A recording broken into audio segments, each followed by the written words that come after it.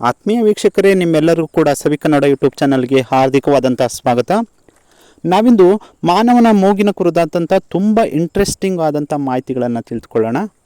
ನಮ್ಮ ಮೂಗಿಗೆ ಎಷ್ಟು ಲಕ್ಷ ವಾಸನೆಗಳನ್ನು ಗುರುತಿಸುವಂಥ ಸಾಮರ್ಥ್ಯ ಇದೆ. ನಾವು ಒಂದು ದಿನಕ್ಕೆ ಎಷ್ಟು ಬಾರಿ ಉಸಿರಾಡ್ತೇವೆ? ವಾಸನೆ ಮತ್ತು ರುಚಿಗೂ ಸಂಬಂಧ ಇದೆಯೇ? ನಾವು ಒಮ್ಮೆ ಸೀಂದರೆ ಎಷ್ಟು ಕಿಲೋಮೀಟ್ರು ವೇಗವಾಗಿ ಸೀನ್ತೀವಿ? ಆ ಸೀನಿನ ವೇಗ ಎಷ್ಟು ಕಿಲೋಮೀಟ್ರ್ ಇರುತ್ತೆ? ನಮ್ಮ ಮೂಗಲ್ಲಿ ಎರಡು ಮೂಗಿನ ಹೊಳ್ಳೆಗಳಿದ್ದರೂ ಕೂಡ ಎಲ್ಲ ಬಾರಿನೂ ಕೂಡ ಎಲ್ಲ ಸಮಯದಲ್ಲೂ ಆ ಎರಡೂ ಮೂಗಿನ ಹೊಳ್ಳೆಗಳ ಮೂಲಕ ಉಸಿರಾಡ್ತೇವೆ. ನಿಜವಾದಂಥ ಸತ್ಯ ಏನು? ನಮಗೂ ನಾಯಿ ಮೂಗಿಗೂ ಸಾಮರ್ಥ್ಯದಲ್ಲಿ ಎಷ್ಟು ವ್ಯತ್ಯಾಸ ಇದೆ? ಯಾರ ಮೂಗು ಹೆಚ್ಚು ಸ್ಟ್ರಾಂಗ್ ಇರುತ್ತೆ? ಇಂತಹ ಹಲವು ಅದ್ಭುತವಾದಂಥ ವಿಚಾರಗಳನ್ನು ನಾವು ಈ ವಿಡಿಯೋದಲ್ಲಿ ತಿಳ್ಕೊಳ್ತಾ ಹೋಗೋಣ. ಎಲ್ಲರೂ ಕೊನೆವರೆಗೂ ಮಿಸ್ ಮಾಡದೆ ನೋಡಿ. ತುಂಬ ಇಂಟ್ರೆಸ್ಟಿಂಗ್ ಫ್ಯಾಕ್ಟ್ಸ್ಗಳಿರ್ತವೆ. ನಾವೆಲ್ಲರೂ ಕೂಡ ನಮ್ಮ ಮೂಗಿನ ವಿಸ್ಮಯಗಳನ್ನು ಹಾಗೆ ಇಂಟ್ರೆಸ್ಟಿಂಗ್ ಮಾಹಿತಿಗಳನ್ನು ತಿಳಿದುಕೊಳ್ಳೋದ್ರಿಂದ ತುಂಬ ಅನುಕೂಲ ಆಗುತ್ತೆ.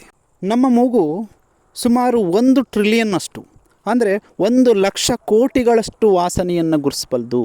ಮೂಗಿನ ಸಾಮರ್ಥ್ಯ ಎಷ್ಟಂದರೆ 1,00,000 ಕೋಟಿಗಳಷ್ಟು ವಾಸನೆಗಳನ್ನು ಗುರುತಿಸುವಂಥ ಸಾಮರ್ಥ್ಯ ನಮ್ಮ ಮೂಗಿಗೆ ಇದೆ. ಅಷ್ಟು ಅದ್ಭುತವಾದಂಥ ಶಕ್ತಿ ನಮ್ಮ ಮೂಗಿಗೆ ಇದೆ. ನಾವು ಒಂದು ನಿಮಿಷಕ್ಕೆ ಸಾಮಾನ್ಯವಾಗಿ 16ರಿಂದ 17 ಬಾರಿ ಉಸಿರಾಡ್ತೀವಿ ವಿಶ್ರಾಂತಿ ಸ್ಥಿತಿಯಲ್ಲಿ.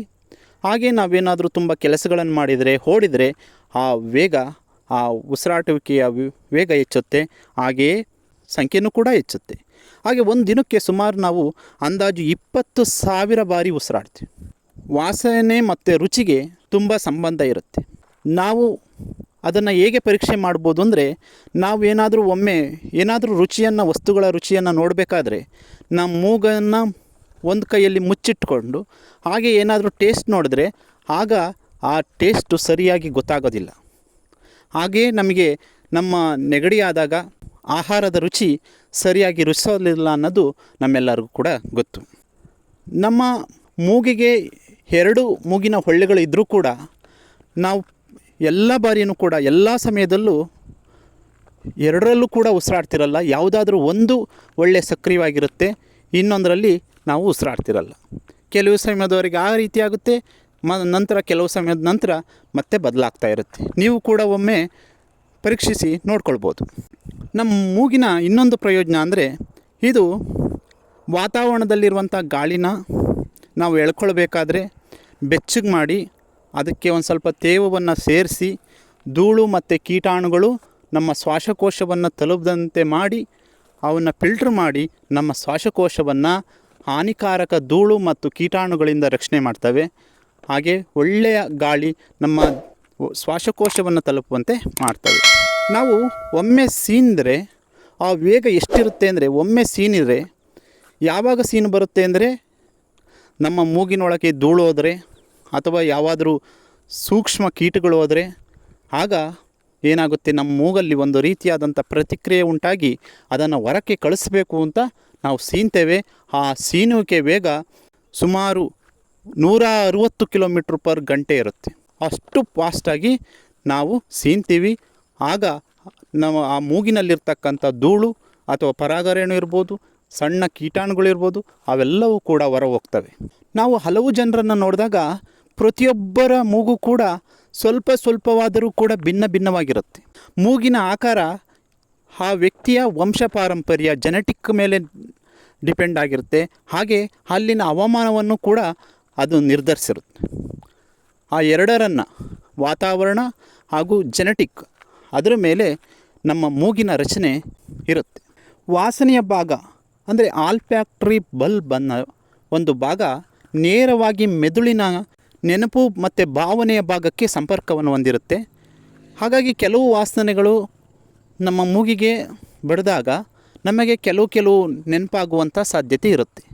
ಅಂದರೆ ವಾಸನೆಗೂ ಹಾಗೂ ನೆನಪಿಗೂ ಕೂಡ ಸ್ವಲ್ಪ ಮಟ್ಟಿಗೆ ಸಂಬಂಧ ಇರುತ್ತೆ. ಕೆಲವು ವಾಸನೆಗಳು ಅದೇ ರೀತಿಯಾದಾಗ ಬಡಿದಾಗ ನಮಗೆ ಹಿಂದಿನ ಆ ನೆನಪುಗಳು, ಆ ವಾಸನೆ ಬಡಿದಂಥ ಹಳೆಯ ನೆನಪುಗಳು ನಮಗೆ ಮರುಕಳಿಸ್ತಾ ಹೋಗ್ತವೆ. ವಯಸ್ಸಾದಂತೆ ವಾಸನೆಯ ಸಾಮರ್ಥ್ಯ ಕಡಿಮೆ ಆಗ್ತಾ ಹೋಗುತ್ತೆ. ಚಿಕ್ಕ ವಯಸ್ಸಿನಲ್ಲಿ ಮೂಗು ಹಲವಷ್ಟು, ಸುಮಾರು 1,00,000 ಕೋಟಿಗಳಷ್ಟು ವಾಸನೆಗಳನ್ನು ಗ್ರಹಿಸುತ್ತದೆ.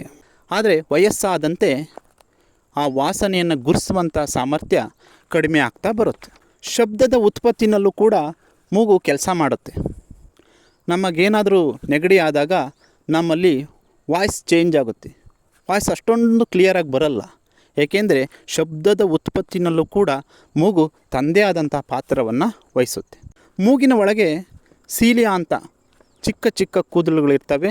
ಅವು ಮೂಗಿನ ಒಳಭಾಗಕ್ಕೆ ಧೂಳು, ಪರಾಗರೇಣು ಇರ್ಬೋದು, ಹಾಗೆ ಕೀಟಾಣುಗಳು ಪ್ರವೇಶಿಸದಂತೆ ತಡೆಯುವಂಥ ಕೆಲಸವನ್ನು ಅವು ಮಾಡ್ತವೆ.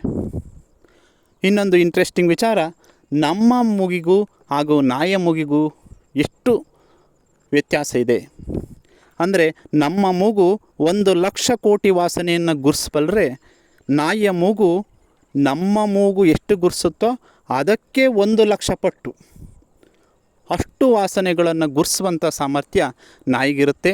ಅಂದರೆ ನಾಯಿ ಅದಕ್ಕೆ ನಾವು ಅತ್ಯಂತ ಹೆಚ್ಚು ಪ್ರತಿಯೊಂದು ವಸ್ತುಗಳನ್ನು ಕೂಡ ಅದರ ವಾಸನೆ ಇಟ್ಟು ಗುರ್ಸ್ತಾ ಇರೋದು, ಗಮನಿಸ್ತಾ ಇರೋದನ್ನು ನಾವು ನೋಡ್ತೇವೆ. ಮಾನವನ ಮೂಗಿಗಿಂತ ನಾಯಿಯ ಮೂಗು ಸುಮಾರು 1,00,000 ಪಟ್ಟು ವಾಸನೆಗಳನ್ನು ಗುರ್ಸುವಂಥ ಸಾಮರ್ಥ್ಯವನ್ನು ಹೊಂದಿದೆ. ಸ್ನೇಹಿತರೆ, ಇದುವರೆಗೂ ಮೂಗಿನ ಕುರಿತಾದಂಥ ಹಲವು ಇಂಟ್ರೆಸ್ಟಿಂಗ್ ವಿಚಾರಗಳನ್ನು ತಿಳ್ಕೊಂಡ್ರಿ. ಇದೇ ರೀತಿಯಾದಂಥ ಮಾನವನ ದೇಹ ಇರ್ಬೋದು, ಹಾಗೆ ಅದರ ಅಂಗಗಳು, ಇವೆಲ್ಲವರ ಕುರಿತು ಇಂಟ್ರೆಸ್ಟಿಂಗ್ ವಿಚಾರಗಳಿಗಾಗಿ ನಮ್ಮ ಚಾನಲನ್ನು ಮರದೇ ಸಬ್ಸ್ಕ್ರೈಬ್ ಮಾಡಿ, ಲೈಕ್ ಮಾಡಿ ಅಂತ ಹೇಳ್ತಾ, ನಿಮಗೆ ಈ ಎಲ್ಲ ಪಾಯಿಂಟ್ಗಳಲ್ಲಿ ಯಾವ್ದು ಇಷ್ಟ ಆಯಿತು ಅದನ್ನು ಕಮೆಂಟಲ್ಲಿ ತಿಳಿಸಿ ಅಂತ ಹೇಳ್ತೇನೆ. ವಿಡಿಯೋವನ್ನು ವೀಕ್ಷಣೆ ಮಾಡಿದ್ದಕ್ಕೆ ನಿಮ್ಮೆಲ್ಲರಿಗೂ ಕೂಡ ಧನ್ಯವಾದಗಳು.